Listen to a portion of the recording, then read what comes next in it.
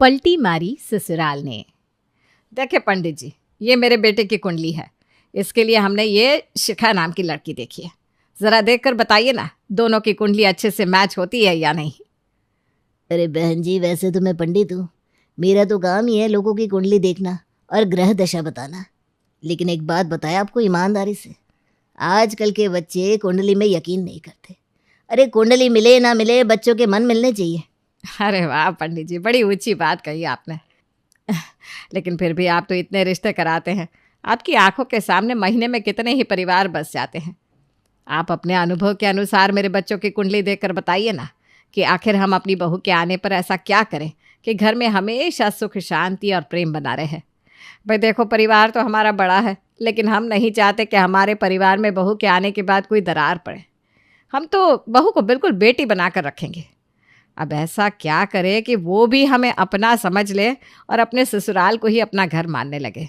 देखिए बहन जी, जब सास आपकी तरह उत्तम विचार वाली होगी तो घर क्यों टूटेंगे भला।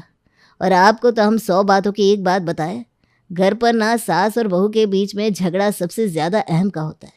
सास इस बात को स्वीकार करना ही नहीं चाहती कि अब उसका ज़माना गया और अब घर की सत्ता बहू के हाथ में आ गई है। अब क्योंकि बहुएं नई नई शादी करके आती है तो उनको अपना घर संसार सजाने की इच्छा होती है। अब जहाँ वो घर पर अपना अधिकार जताने लगती है, वहीं सास की आंखों में खटकने लगती है।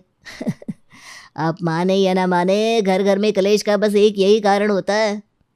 तो आप कहना क्या चाहते हैं पंडित जी? हम ऐसा क्या करें कि बहू और हमारे बीच में कोई झगड़ा कलेश ही ना हो? बहुत ही साधारण सा उपाय है बहन जी। बस बहू को ना मन से स्वीकार कर लीजिए और उसको पूरी छूट दीजिए कि वो घर में जो करना चाहे अपने अनुसार कर सकती है। उसके खाने पीने पहनने काम करने किसी भी चीज़ में अगर आप अपनी टांग नहीं लगाएंगे तो घर हमेशा स्वर्ग बना रहेगा आपका। पंडित जी की बात सुनकर वीणा बहुत खुश हो गई थी। ठीक है पंडित जी, अगर आप ये चाहते हैं कि मैं बहू को उसकी मन मर्जी करने की छूट दे दूँ तो मेरे परिवार में सब कुशल मंगल रहेगा। तो ठीक है, मैं बहू के आने के बाद उसके किसी भी काम में कभी भी कमी नहीं निकालूंगी। उल्टा पूरा घर उसे ही सौंप दूंगी और खुद रिटायरमेंट लेकर एकदम किनारे हो जाऊंगी। अरे भाई, उसी का घर है, जैसा मन करे वैसे सजाए, जो खाना हो वो बनाए, हमको क्या करना है। पंडित जी के दिए मंत्र के कारण शिखा की सास वीणा और ससुर देव कुमार उसे बहुत प्रेम से रखते थे। ससुराल में शिखा के परिवार में सास ससुर के अलावा उसका एक देवर नीलेश और पति अमोल था। दोनों भाइयों से छोटी एक ननद भी थी जिसका नाम था प्रिया। इतना बड़ा परिवार होने के बाद भी परिवार में सभी एक दूसरे को प्यार और सम्मान दिया करते थे। कुल मिलाकर शिखा का ससुराल एक बिग हैप्पी फैमिली की तरह था। शादी के कुछ दिन बाद, माँ जी, मैं सोच रही थी कि रोज़ रोज़ खाना नाश्ता डिसाइड करने में आधे घंटे दिमाग लगाना पड़ता है। आप ऐसा करिए ना, पूरे हफ्ते का नाश्ता खाना सब एक ही बार सोचकर बता दीजिए, फिर मुझे रोज़ रोज़ परेशान नहीं होना पड़ेगा। अरे बेटा, ये तो छोटा सा काम है, तू भी कर सकती है। ठीक है, अगर तू यही चाहती है कि हफ्ते के खाने का टाइम टेबल एक ही बार में बना लिया जाए तो तू बना ले बेटा, मुझे उसमें कोई एतराज़ नहीं है।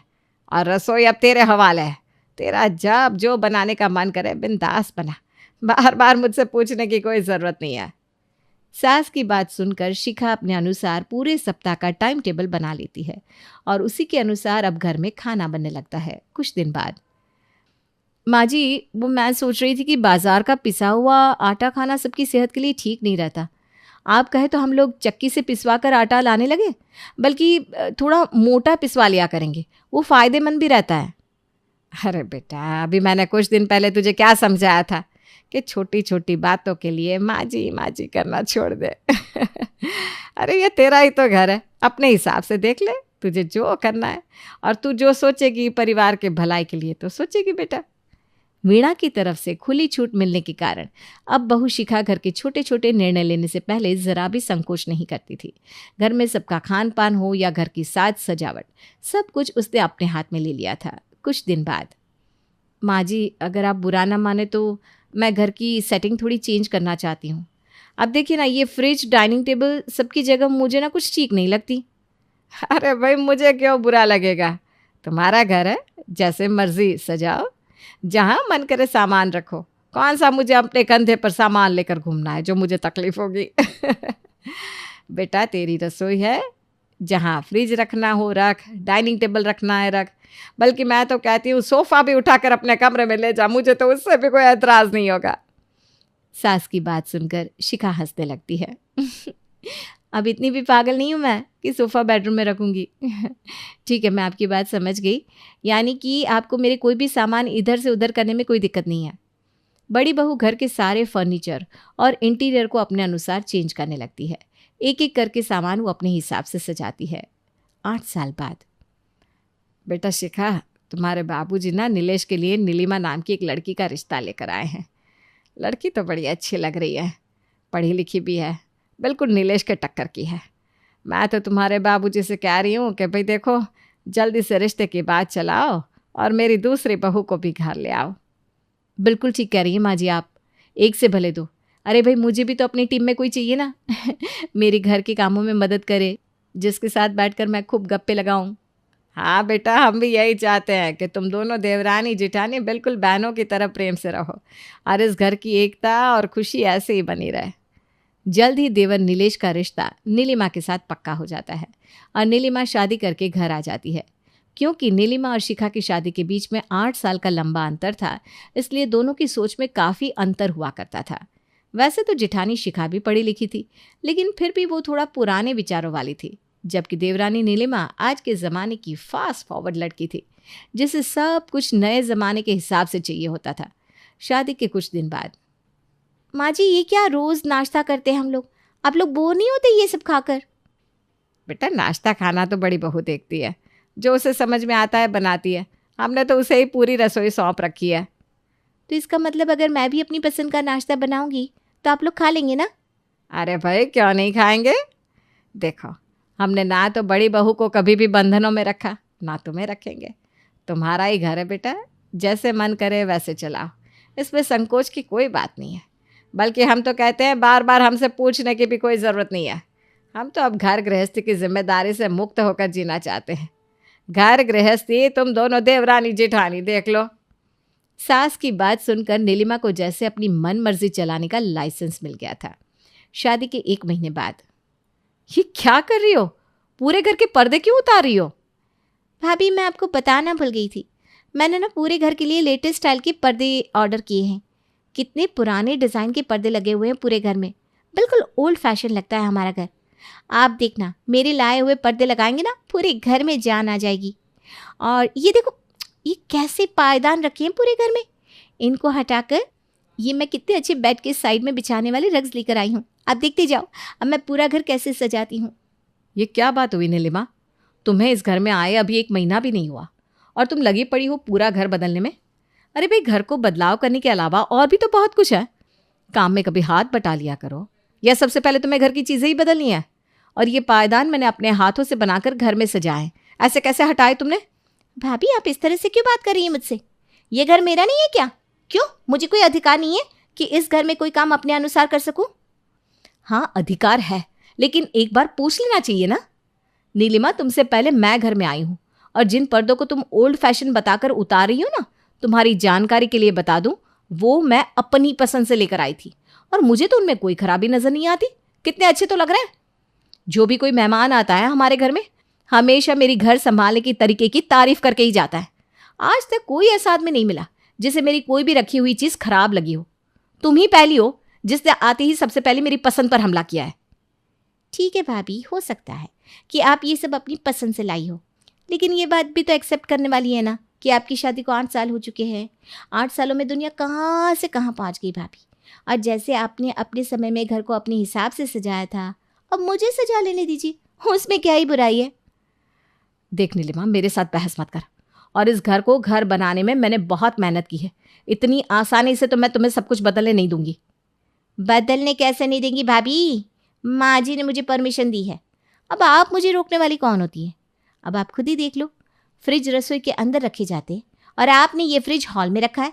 कोई भी सामान लेना हो तो मेहमानों के सामने फ्रिज में से निकाल कर लेकर जाओ। कोई अच्छा लगता है क्या? इतना बड़ा किचन है, फ्रिज को किचन में होना चाहिए। मैं आज ही नीलेश को बोलकर फ्रिज को किचन में रखवाती हूँ और फिर पूछूंगी, ये मैनेजमेंट अच्छा लगा या आपका वाला? 2 दिन रसोई में काम करोगी ना तो पता चलेगा कि मैंने रसोई में फ्रिज क्यों नहीं रखा। पहली बात तो फ्रिज की कंप्रेसर से जो गर्म हवा निकलती है ना, उससे रसोई और भी गर्म हो जाती है।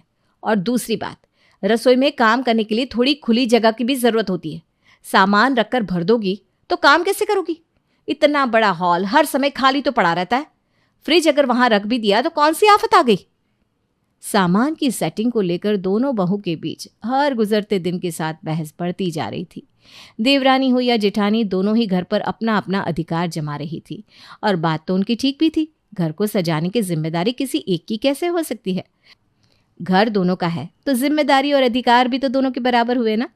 लेकिन शिखा और नीलिमा ये बात स्वीकार करने को तैयार ही नहीं थी कि इस घर में उनकी अकेले की मर्जी नहीं चल सकती। जब हर गुजरते दिन के साथ उनके झगड़े बर्दाश्त से बाहर हो गए तो बेचारी वीणा अपना सर पकड़कर बैठ गई। पंडित जी ने तो बड़ी ताल ठोक कर कहा था कि दोनों बहू को उनके मन का करने दोगे तो घर में कभी लड़ाई झगड़ा नहीं होगा। लेकिन देखो, यहाँ तो मन की करने के बाद भी रोज़ लड़ाई झगड़ा हो रहा है। उनके बीच में बीच बचाव ना करो तो ये तो एक दूसरे का सर ही फोड़ दे। पंडित जी ने कहा था ना कि अपनी बहू को अपने मन की करने देना। तब तो मुझे भी यही लगा था कि शायद पंडित जी ने मूल मंत्र दे दिया। फिर 8 साल बाद सब कुछ अच्छे से चलता भी रहा। लेकिन जब से छोटी आई है ना, तब से ही सारे झगड़े शुरू हुए। मानो या ना मानो, नीलिमा के कारण ही घर में झगड़े हो रहे हैं। भैया बस रहने दीजिए आप। मेरी पत्नी के बारे में कुछ भी कहने से पहले ना आपको 10 बार सोच लेना चाहिए था। अगर माँ ने बड़ी भाभी को अपनी पसंद से सब कुछ करने की छूट दी थी तो भाभी को भी तो ये बात समझनी चाहिए ना कि उनकी ही तरह नीलिमा भी इस घर में बहू बन के आई है। अगर वो थोड़ा सा एडजस्ट करने की कोशिश करेगी तो ये घर पहले की तरह ही चलने लगेगा। लेकिन नहीं, भाभी तो चाहती है कि पूरे घर में उनका एक छत्र राज चलता रहे। ए देख छोटे, शिखा के बारे में कोई भी ऐसी वैसी बात मैं बर्दाश्त नहीं करूँगा। अरे कल की आई तुम्हारी बीवी के लिए ये मत बोलो कि तुम्हारी भाभी ने घर के लिए क्या क्या किया है। 8 साल से उसने ना दिन को दिन समझा ना रात को रात। और तुम जो आज इतना बोल रहे हो ना, सबसे ज़्यादा तुम्हारी भाभी ने तुम्हारी फरमाइशें पूरी करी है। कभी रात के 10 बजे भी आकर तुमने कोई फरमाइश की है तो बिना मुंह टेढ़ा किए बना कर दे दिया। और तेरी बीवी नीलिमा चाहती है कि उसकी 8 साल की मेहनत पर वो यूं ही चुटकी बजाकर पानी फेर दे। अभी तक तो बहू लड़ रही थी, अब बेटे भी भिड़ गए आपस में। खाना बनाना हो या घर की साज सजावट, कोई तो ऐसी बात हो जिसमें छोटी बहू और बड़ी बहू के विचार मिलते हो। अरे एक पूर्व है तो एक पश्चिम। कहाँ से हम भी ये विपरीत स्वभाव वाली बहुएं ढूंढ कर ले आए। हमें तो लगा था दोनों बहुएं खुशी खुशी घर में रहेगी तो हम भी चैन की बंसी बजाएंगे। लेकिन अब तो लग रहा है कि हमारा ये सपना अधूरा ही रह जाएगा। भाग्यवान, मैं तो कहता हूँ एक बार फिर से पंडित जी के पास चलते हैं। उन्हीं की वजह से इतने साल घर में सब इतने अच्छे से चल रहा था।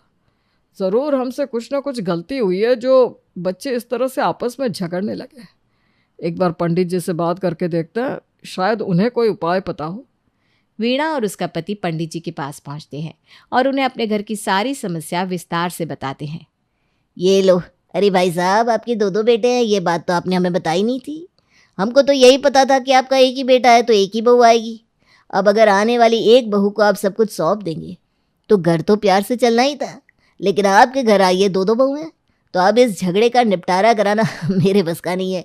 इसीलिए कहा जाता है कि डॉक्टर को अपना मर्ज बताते समय ना कभी भी संकोच नहीं करना चाहिए। अगर बीमारी आधी बताओगे तो इलाज तो गलत ही मिलेगा। आप लोगों ने ये बात कभी हमको बताई नहीं कि आपके 2 बेटे हैं। अब दोनों बहुओं को घर की महारानी बना दिया तो दोनों महारानियों में झगड़ा तो होना ही है। पंडित जी वीणा की अंतिम आस थे। अब उन्होंने भी उनके घर के झगड़े को हल करने से हाथ खींच लिए तो वीणा बेहद निराश हो गई। लगता है अब ये झगड़ा हल होने से रहा। अरे भाग्यवान, तुम सास हो उन दोनों की, बात क्यों नहीं करती? दोनों को बिठाकर थोड़ा एडजस्ट कर लिया करो, ये समझा दो। थोड़े से एडजस्टमेंट की तो बात है। अच्छा, और आपको क्या लग रहा है कि मैंने उन्हें समझाने की कोशिश नहीं की होगी? अरे भाई, उन्हें किसी की बात समझ में ही नहीं आने वाली। जिसको भी समझाने लगो उसी का रोना चालू हो जाता है कि माँ जी मुझे कम प्यार करती है और उसको ज़्यादा। तो फिर अब क्या सोचा है भाई? देखो, ये रोज़ रोज़ का कलेश तो हमसे बर्दाश्त होता नहीं। अब तुम ही कुछ झगड़े का हल निकालो, वरना मैं तो ये घर छोड़कर ना तीर्थ यात्रा पर निकल जाऊंगा। हाँ, आपका ठीक है। जहाँ थोड़ी सी भी दिक्कत आए बस अपने हाथ खड़े कर लो।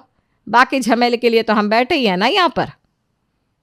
देखो, मैंने ये सोचा है कि ये दोनों ना एक छत के नीचे कभी भी खुशी खुशी नहीं रह सकती। इन दोनों के स्वभाव में इतना अंतर है कि एक दिन है तो एक रात, इसलिए इन दोनों का मिलन करवाना संभव ही नहीं।